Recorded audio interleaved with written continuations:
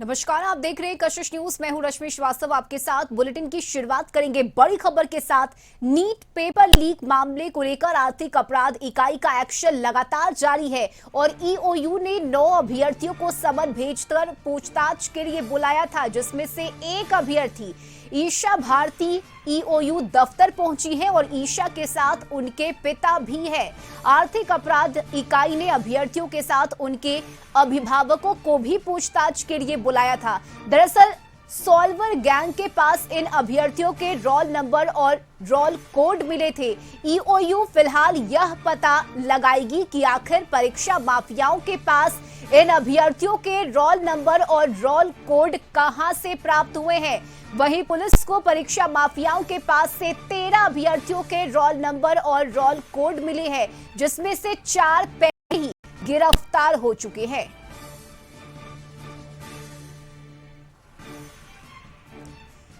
तो ये बड़ी खबर आपको बता रहे हैं, जहां ईशा के बाद अब बाकी के भी कई अभ्यर्थी ईओयू दफ्तर पहुंचे हैं और इन सभी अभ्यर्थी से और उनके अभिभावकों से ईओयू के अधिकारी पूछताछ करेंगे।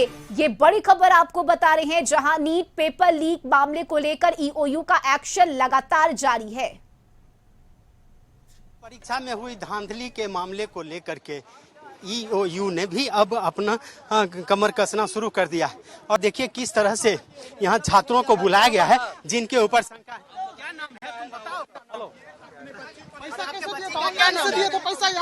देखिए, लेकिन जो यहाँ पे आए हैं, जिनको बुलाया गया है अभ्यर्थी को या उनके अभिभावक को, वो कुछ भी बताने से साफ तौर पर इनकार कर रहे हैं। हालांकि उनको लग रहा है कि कहीं न कहीं अगर वो सच बात बताएंगे तो उनका कैंडिडेट फेरे में पड़ सकता है। लेकिन लड़की को कितना नंबर है? 609 छोड़िए ना, सब बताएंगे। अभी अभी हटाइए, फिर गलत कर रहे हैं आप लोग। कहाँ के रहने वाले हैं? जाएंगे तब पता चलेगा, आएंगे तो बताएंगे आपको। आपका क्या नाम है? सब बताएंगे, आके आप लोग वेट कीजिए। आप अपना नाम बता। आपको सब बताएंगे, आप वेट कीजिए। और जो सच्चाई है देश का, जो भी देख रहे हैं स्थिति, ये पता चलना चाहिए। जब मैं लौटूंगा मैं बयान दूंगा, ठीक है? लेकिन अभी कुछ मत कीजिए, एकदम गलत, 100%। ये बताइए, ठीक है? क्या सब आपकी जो बच्ची है जिसके साथ? एक मिनट शांत रहिए, आप लोग शांत रहिए। नहीं, आप लोग शांत रहिए, मैं सब जवाब दूंगा निकलने के बाद। आप वेट कीजिए, आप बताइए। ठीक है? मैं सब जवाब दूंगा। बच्चिया को कितना नंबर आया था? अच्छा, आपको क्या नोटिस गया था या मोबाइल से आपको बुलाया गया? पूछ न कौन है, तो कैसे आप आए? इसीलिए तो कॉल नहीं हो रहा है, बात नहीं हो रहा है। आए कैसे? नोटिस दिया गया था। देखिए, जो अभ्यर्थी हैं उनको बुलाया गया है, जिनके ऊपर कहीं न कहीं शंका है, उनको ईओयू ने बुलाया है और सही मायने में कहिए कि उनसे पूछताछ होगी। हम सीधे दिखा रहे हैं कि एक अभ्यर्थी है, वो अपने गार्जियन के साथ यहाँ पे आए हैं। हालांकि वो कुछ बोलने से परहेज कर रही है, उसके गार्जियन कुछ भी नहीं बोल रहे हैं और स्वाभाविक है, वो दबाव महसूस कर रहे हैं, गार्जियन हो या छात्रा हो। लेकिन इतना जरूर है कि कानून के हाथ लंबे होते हैं और यह धीरे धीरे अब शिक्षा माफियाओं के कंधे पर वो लंबा हाथ पड़ने लगा है। और कहीं न कहीं कह सकते हैं कि आने वाले दिनों में जिन लोगों ने इस परीक्षा में धांधली की है या जिन लोगों ने गलत किया है, उनके खिलाफ में कानून का जो हाथ है वो पड़ेगा और एक न एक दिन उन्हें सजा मिलेगी। फिलहाल कह सकते हैं कि सुप्रीम कोर्ट इस मामले की जांच कर रही है, सुप्रीम कोर्ट अंतरिम फैसला देगी। लेकिन फिलहाल कह सकते हैं कि जिस तरह से पटना में ही इस नीट परीक्षा में हुई व्यापक धांधली की बातें उजागर हुई थी और खास करके जो इस नीट परीक्षा में माफिया हैं उनका नाम उजागर हुआ था। इसके बाद आज पहला दिन है जब एक तरह से कहीं उनको बुलाया गया है, उन अभ्यर्थियों से पूछताछ की जानी है और यह पता लगाना है कि आखिर परीक्षा में जो पेपर लीक हुआ था वो वास्तव में हुआ था या नहीं और इसमें किन किन लोगों का हाथ है। फिलहाल इंतजार करना पड़ेगा, लेकिन इतना जरूर कह सकते हैं कि नीट परीक्षा में जो व्यापक धांधली हुई उसका मामला अब धीरे धीरे नाम क्या है उनका? डॉक्टर सुरेश प्रसाद। क्या डॉक्टर हैं वो? हाँ। कहाँ के? मेदांता के। मेदांता के? हाँ। अब लोग मेदांता, इनको मालूम नहीं कि मेदांता कहाँ है। हाँ पटना। हाँ हाँ पटना। यार डॉक्टर सुरेश प्रसाद। अच्छा अभी इतना हमको नहीं मालूम है कौन का है, हम अपना मालिक के लेके आए हैं। अच्छा ये बताइए, एग्जाम के दिन आप कहाँ गाड़ी चला के ले गए थे? हम कहीं नहीं ले गए थे, हम तो घर पर छुट्टी पर थे उस दिन। तो कौन ले गया? अब हम कहाँ जाने कहाँ गया से, हम नहीं थे, रटवाने कहाँ हम उनका परिवार में कहाँ थे, हम यहाँ थे ही नहीं थे। बच्चे उनकी बेटी है ना? हैं? हमको नहीं मालूम है काची है बेटे, हम तो उनका, मेरा सर के बेटी उटी नहीं है। कौन डॉक्टर गाड़ी है? हैं? कौन डॉक्टर गाड़ी है? अच्छा? कौन डॉक्टर गाड़ी है? अरे कोई कुछ बोल रहा है, कोई कुछ बोल रहा है, क्या बोल रहे हैं? क्या नाम है आपका? बोले ना डॉक्टर सुरेश प्रसाद। नाम क्या? और ईओयू दफ्तर से इस वक्त बिहार संपादक अशोक मिश्रा हमारे साथ जुड़ गए हैं। अशोक जी, धीरे धीरे करके जो अभ्यर्थी हैं वो अपने अभिभावक के साथ ईओयू दफ्तर पहुंच रहे हैं, उनसे पूछताछ होनी है। फिलहाल क्या अभी जानकारी मिल रही है?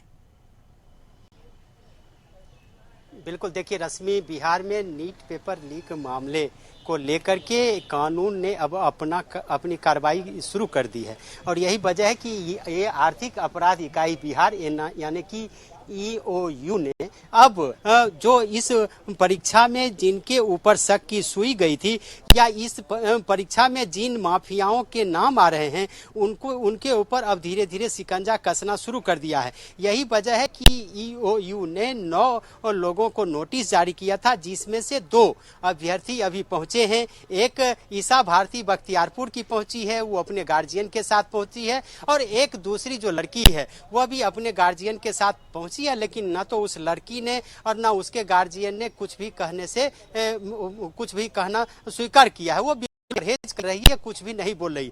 हालांकि उनके जो ड्राइवर हैं वो बताते हैं कि डॉक्टर सुरेश प्रसाद हैं, यूरोलॉजिस्ट हैं, मेदांता में हैं, लेकिन ये कितना सच है ये कुछ कहा नहीं जा सकता। लेकिन इतना जरूर कह सकते हैं कि समूचे देश में तहलका मचा देने वाला जो ये मामला नीट परीक्षा में पेपर लीक का मामला है, उसमें बिहार ने ही इसे उजागर किया था और शिक्षा माफियाओं के खिलाफ पोल खोली थी। आज बिहार की अपराध इकाई ने इस मामले को जब अपने हाथ में लिया तो शिक्षा माफियाओं के ऊपर उनके हाथ पड़े हैं और धीरे धीरे अब वो कानून के शिकंजे में आते जा रहे हैं। और यही वजह है कि आज जब अपराध इकाई ने उन्हें बुलाया है पूछताछ के लिए तो वो दफ्तर में आ रहे हैं। हालांकि वो मीडिया ट्रायल से बच रहे हैं, लेकिन कानून की नजर से वो नहीं बचेंगे और आर्थिक अपराध इकाई के समक्ष जो वो उपस्थित होंगे तो परत दर परत सारी पोल खुल जाएगी। फिलहाल कह सकते हैं कि इस मामले को लेकर के समूचे देश में जो सियासत गर्म और इस मामले को लेकर के सुप्रीम कोर्ट में जो मामला गया है उसके बाद ईओयू भी हरकत में आई है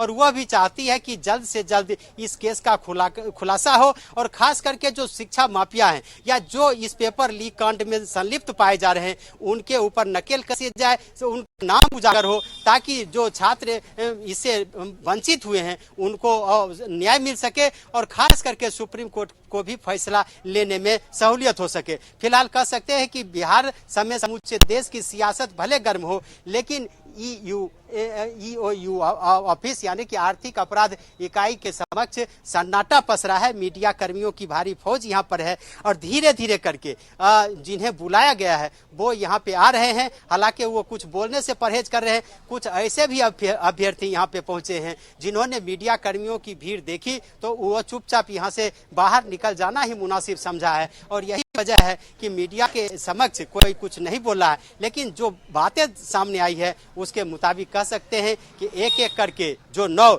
लोगों को नोटिस किया गया है वो धीरे धीरे उनसे पूछताछ की जाएगी और इस बड़े मामले का खुलासा होगा। चूंकि आर्थिक अपराध इकाई ने कई लोगों को गिरफ्तार भी किया है और उसमें कई ऐसे माफिया है जिनकी संलिप्तता जो पहले से भी विभिन्न परीक्षा लीक मामलों में ईओयू के रडार पर रहे हैं, जो पहले भी जेल जा चुके हैं, तो उनका नाम भी उजागर हुआ है और धीरे धीरे इसकी फौज लंबी होती जा रही है फेहरिस्त लंबी होती जा रही है और यह कह सकते हैं कि यह मामला धीरे धीरे संगीन तो होता जा रहा है, लेकिन इसमें जो लोगों के हाथ हैं, जो जिन लोगों ने इसमें एक तरह से कहिए पेपर लीक के मामले में जिन लोगों ने ये काम किया था या जिन माफियाओं की इसमें संलिप्तता रही है, उनके धीरे धीरे उनके नाम का खुलासा हो रहा है और धीरे धीरे खुलासा होने के बाद उनसे पूछताछ भी की जा रही है। रश्मि। बिल्कुल अशोक जी, और साथ ही जिन 9 अभ्यर्थियों के नाम सामने आए हैं, जिनके रोल नंबर और रोल कोड उन माफियाओं के पास मिले हैं,